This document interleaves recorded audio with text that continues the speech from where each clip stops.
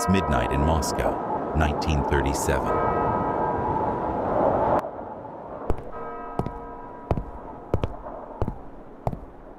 Imagine a knock at the door. The whole family freezes, because in Stalin's Soviet Union, that sound meant only one thing: the secret police.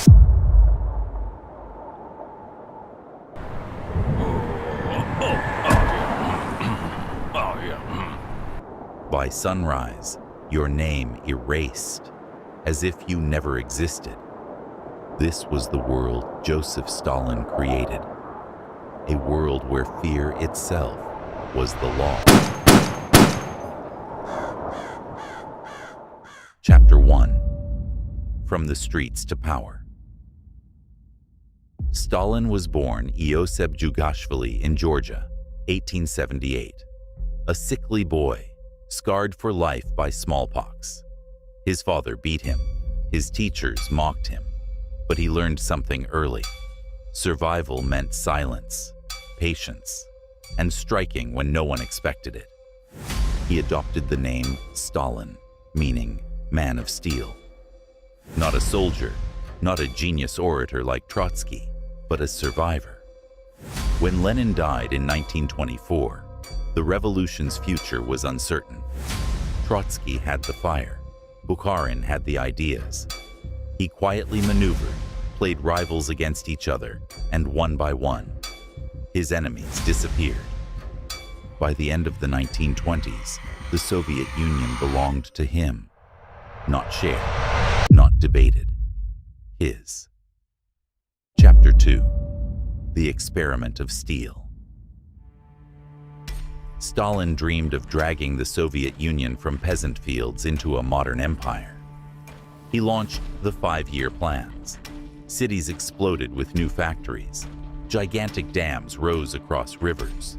Propaganda posters showed smiling workers, hammers raised high. But the reality was starvation. Farmers were forced into collective farms. Grain was seized for the state.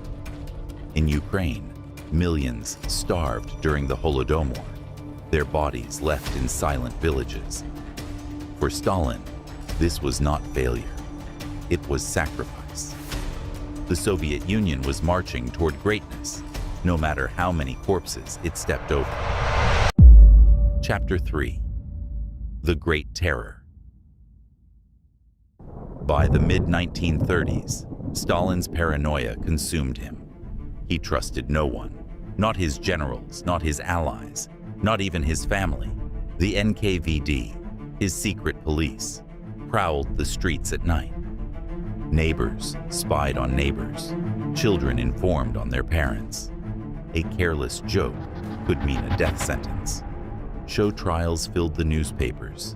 Accused men confessed to impossible crimes because torture left them no choice. The Gulag swelled with millions, working in frozen labor camps where survival was measured in weeks. Even Stalin's closest comrades vanished. Photographs were airbrushed, names erased.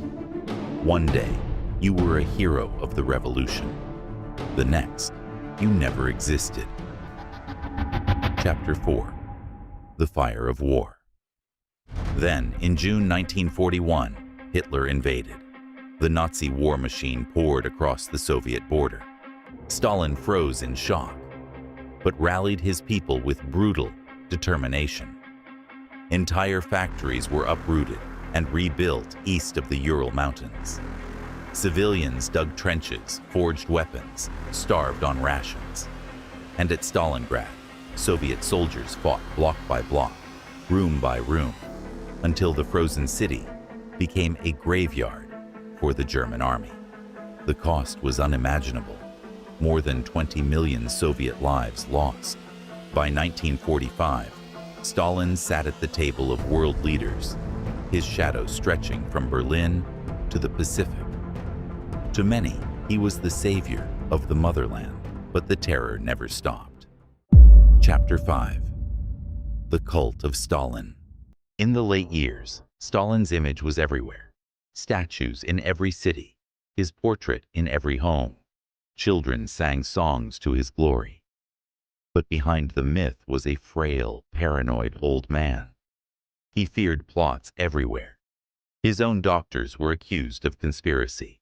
Friends and rivals kept silent, terrified. In March 1953, Stalin collapsed from a stroke in his dacha. His guards, too frightened to disturb him, waited.